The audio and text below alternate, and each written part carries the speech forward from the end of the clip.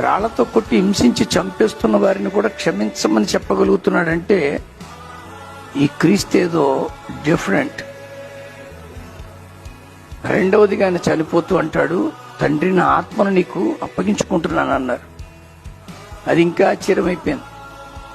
ఎందుకంటే ఇప్పటికీ కూడా యూదులు తమ ప్రార్థనలో చివరి మాట, we surrender our spirit to God, మేము మా ఆత్మను నీకు అప్పగిస్తున్నామని ముగిస్తారు.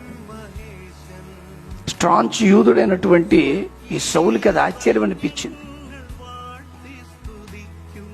అసలు ఎవరి క్రీస్తు, ఏమిటి వీళ్ళలో ఉన్న ఈ ప్రవర్తన ఏమిటి, వీళ్ళు కూడా తమ ఆత్మను అప్పగించుకుంటున్నారు అనే ఆలోచనలు చేయడం మొదలు పెట్టాడు. నేను ఒక మంచి మాట అంటానండి, ఆలోచన చేస్తే అర్థమవుతాడు యేసుక్రీస్తు. ఆలోచన చేయకుండా ఆయన మీద తప్పుగా ఆలోచన చేసి, ఆయన మాటల్ని తప్పుగా, ఆయన పుట్టుకను తప్పుగా, అన్నిటినీ తప్పుగా చూసేవారికి తప్పు తప్పేంగా అనిపించవు.